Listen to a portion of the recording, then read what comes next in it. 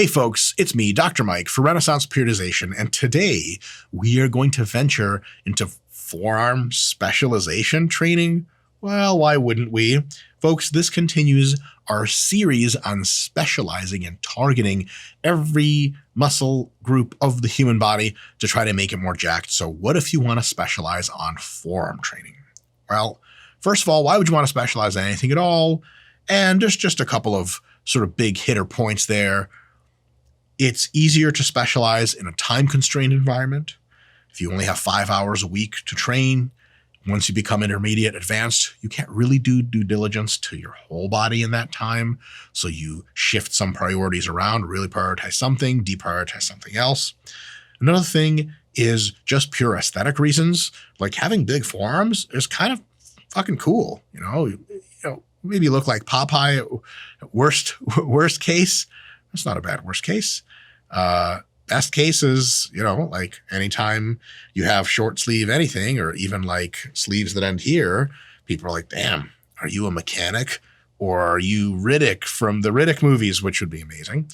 And lastly, yeah, you can, by prioritizing and reducing the involvement of other muscle groups and limiting how much other training you're doing, you can get some muscles to grow bigger than they would normally be or faster than they would normally grow by really focusing a ton of effort on them. And of course, whenever you talk about prioritization, people ask, how many muscles can I prioritize at the same time? The answer is however many you can do due diligence to, training them for their local, specific, minimum effective volumes all the way up to maximum recoverable without being impeded by systemic fatigue. So if you can train your chest and biceps and back and blah, blah, blah, blah, blah, all in 1 week, and they feel totally great, and you can do that for a meso, and what ends up limiting you for your back is the fact that your back is physically too tired to keep going and starts to under-recover. It's not like your whole body's demand for other exercise really brought down your systemic abilities, and ideally you would have more ability to train your back, but you're just so goddamn tired all around you can't do it. However many quality muscles you can throw in there, it's great. Beginners can prioritize everything. Intermediates is when it starts to be like, well, if I go ham on 7 of the 8 major muscle groups, the 8th has to be something I do on maintenance volume, because if I try to do it full on, the systemic fatigue rises so much faster than the local fatigues of all the muscles. I end up just having really shitty training over and over and over again.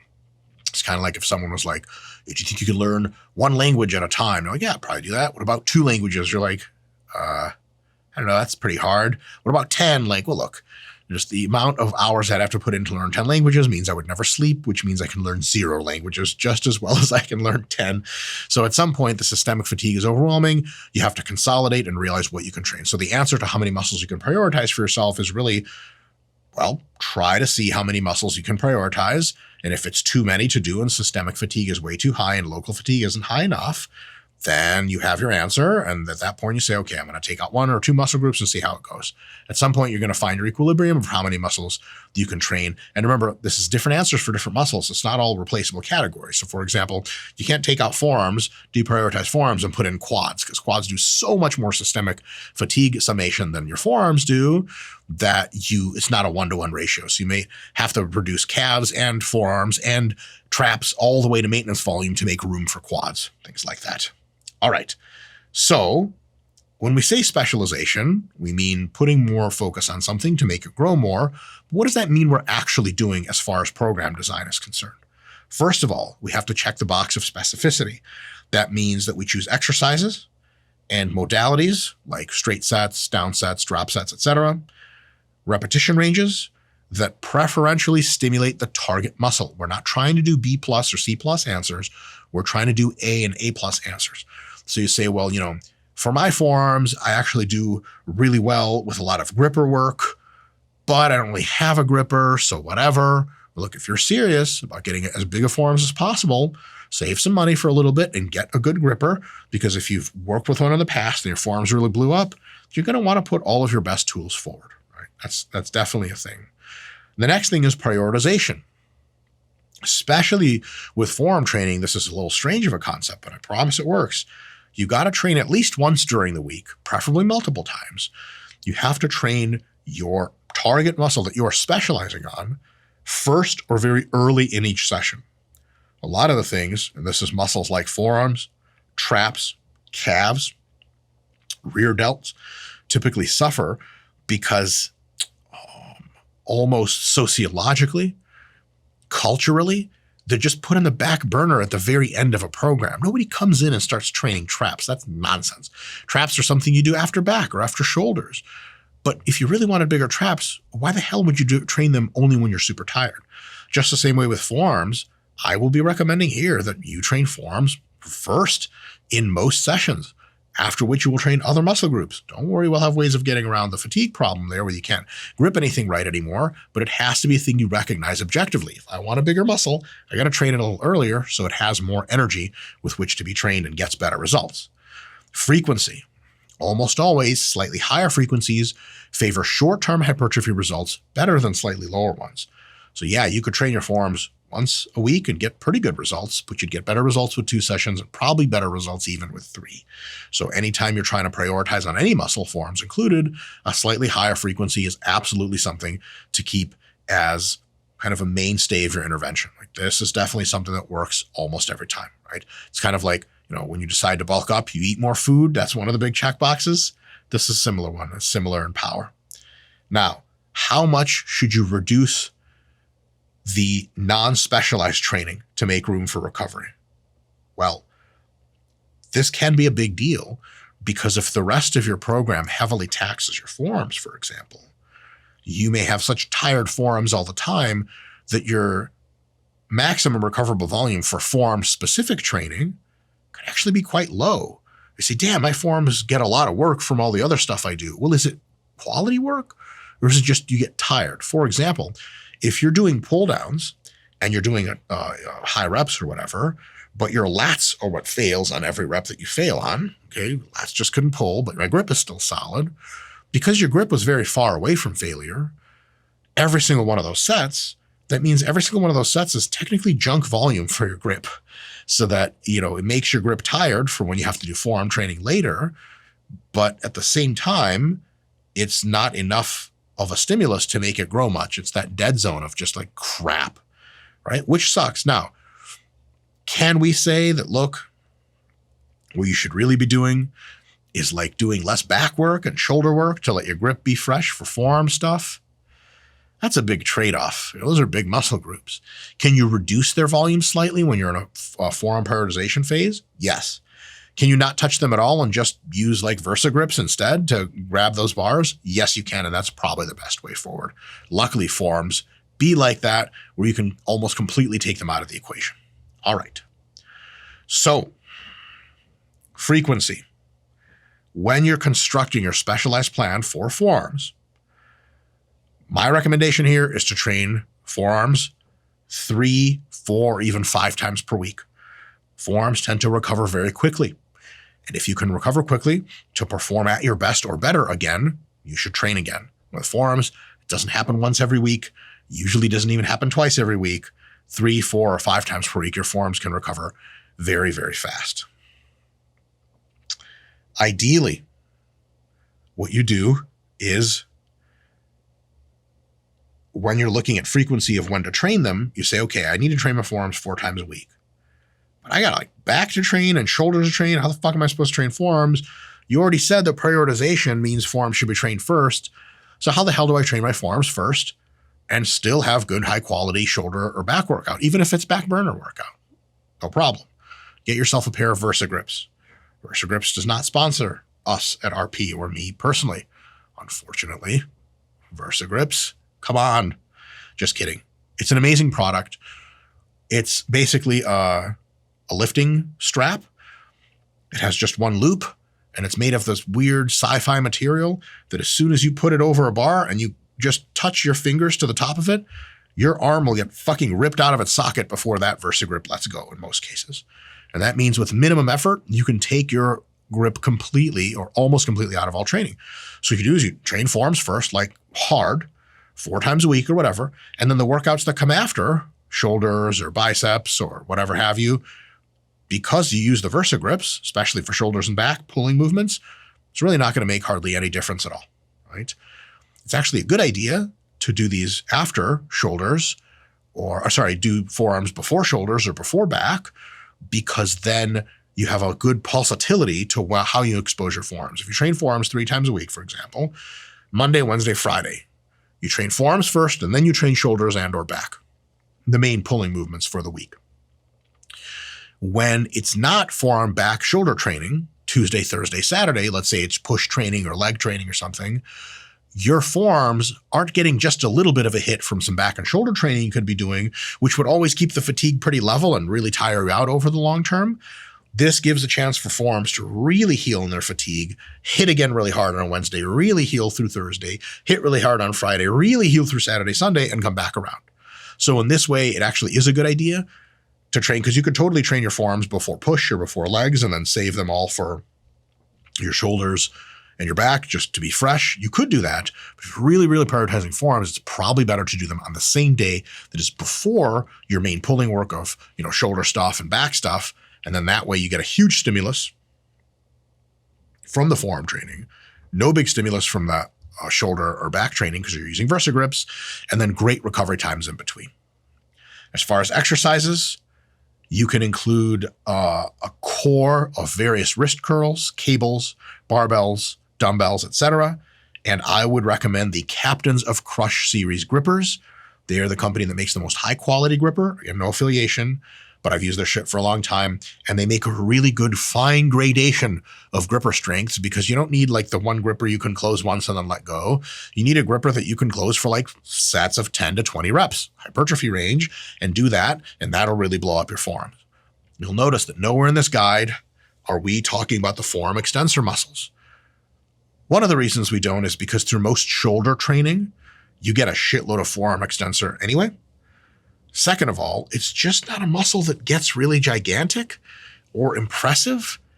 And it's kind of like the tibialis anterior of the arm.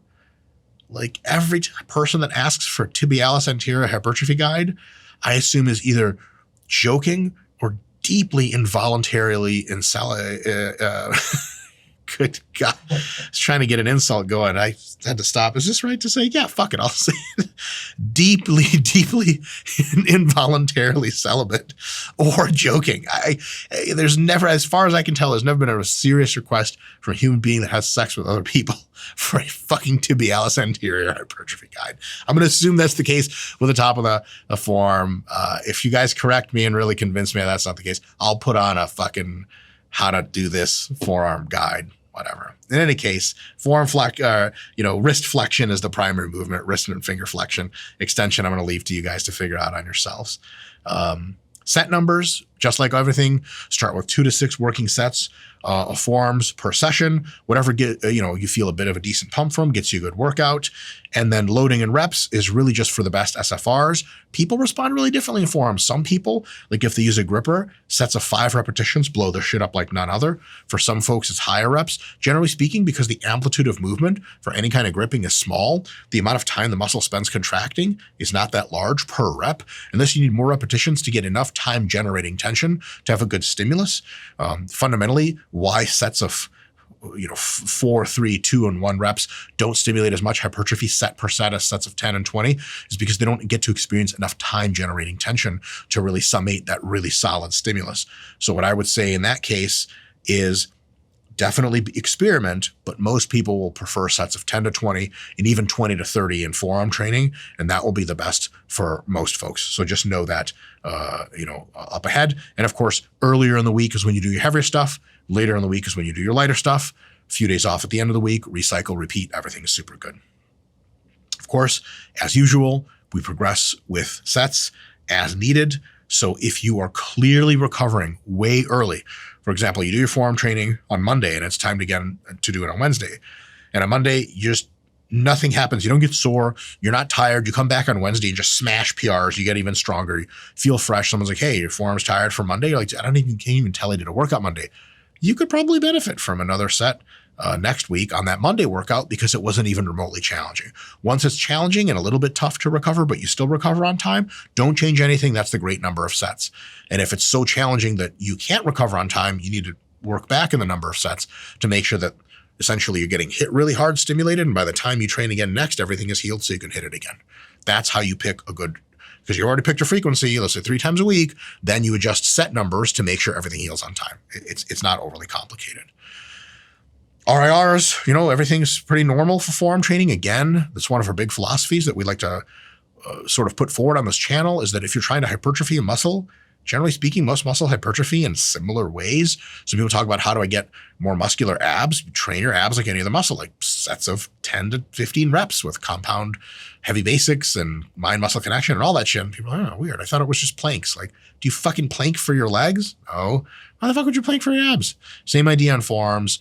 And that's one of the reasons why grip holds didn't make the cut for this sample program. You can do them if you get a lot out of them, but typically speaking, isometrics don't work as well as isometric plus concentric plus eccentric. So we're trying to do a full range of motion, good movements here, all that other good stuff. Start around 3 reps in reserve for this stuff, increase the load and or reps, adding 2.5 to 5 pounds on whatever dumbbell or whatever implement you're using each week, and or add 1 to 2 reps. Sometimes when you need a gripper, you can do a set of 10. Next time you do a set of 11. Next time you do a set of 12, so on and so forth. You keep going up because you can't really change the resistance to the gripper. And it's basically like every other training. So it gets progressively harder until you have to deload and then repeat. Now, here is a sample plan for forearm training. This is something you would do every Monday, Tuesday, Thursday, and Saturday before back and or shoulder training, ideally. And really, you could do it before anything else. First thing you do in your plan. So Monday, you walk in, you do barbell wrist curls with a top pause, which means you curl and top, pause for a second, you curl back, and you curl, right? And you do that for 3 sets of 10 to 20 reps, 3 reps in reserve. Do whatever reps you can, write it down, sweet. Tuesday, captains of crush gripper reps, right? My best advice to you is to count the reps very conservatively. So you get the gripper in your hand and you close the gripper completely, metal on metal, hold for a second, relax. Hold for a second, concentric or eccentric, control the eccentric. Hold for a second, control the eccentric. I wouldn't do this thing where you're like, click, oh, I got it, and click, and I got it, because, it's pretty easy to miss reps, and then you're missing reps. What I would say is convincing closing. So you have convincing repetitions. That's basically a good technique. It's all work, all the same. There's no, nobody in the sky is, even if God's real, if he's up there, he's not counting how many fucking reps you did. Nobody cares. So impressing anyone with captains of crush gripper is an insane idea to begin with. So make those reps convincing is my best approach, so that you have good technique and good reps to follow up with. So you can be confident, like, yes, I did do 20 reps because I wasn't sandbagging the technique or anything like that. Thursday, barbell wrist curls again, this time in a higher rep range. Same technique as Monday. There's not that many ways to train your forearms. So sometimes we have to be conservative with exercise selection and be a little bit knowing we don't have that many variants to choose from. It's okay that the same exercise is repeated twice in 1 week. As long as it's a different rep range, it's totally fine. And then, of course, on Saturday, 1 arm bench wrist curl off the bench, 3 sets of 10 to 20 reps, all very good. What does that look like if we progress through our whole mesocycle? What does the hardest week look like for that? Well, you look at that. Our barbell wrist curls went from 3 sets of 10 to 20 reps at 3 RIR all the way to 0 RIR, 7 sets, right? So from 3 sets to 7 sets, that's a big increase. Captains of crutch gripper went from 3 to 6. Barbell wrist curls on Thursday went to 8. And a lot of these, you don't have to rest very long between sets. Generally speaking, once the burn is gone and you feel pretty strong again, go again. And it's okay if your reps drop off.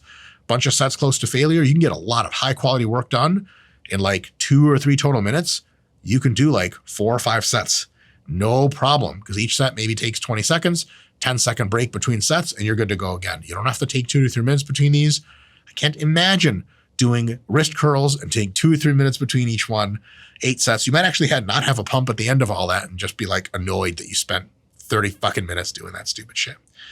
1 arm bench wrist curls up to 6. It's a lot of volume. And I'm using the scare quotes because, it's just forearm volume. It's really not that big of a deal. What I do want you guys to do is use the feedback your body's giving you and understand that if it's giving you a huge pump, it's getting you a little bit sore, getting you nice and tired for next time, it's more than enough volume. But if it's not getting you those things, more volume is a good idea. And sometimes it says 8 sets of barbell wrist curls. Like, well, isn't that too much? Well, are you healing on time for Saturday? Well, yeah. Do you get sore? Like a little bit, but then it goes away, or I get a pump, but then I don't even get sore. Then you're totally good to go. Right? And remember, this is a workout for a whole muscle group. So your forearms are one muscle. If you do 8 sets for them, don't you do 8 sets per session for your pecs and your quads and your hamstrings and your biceps and your shoulders, oh yeah, you do all that stuff. So don't be afraid. You will also notice that it's one exercise at a time here, mostly because we're trying to conserve exercise variation. So we're okay with doing more sets with just one exercise, so we don't have to use many other exercises. If you could train forearms where you did 2 or even 3 exercises for each forearm workout, but if you have 3 forearm workouts per week and you have a total of 9 exercises that you even have to use, that's 9, all 9 of your exercises in one mesocycle. So what happens 2 or 3 mesos later, where some of the exercises become stale? Their SFRs drop off, and then what are you supposed to do? Well, you ran out of exercises. So I really do recommend a forearm workout is almost always just one forearm exercise.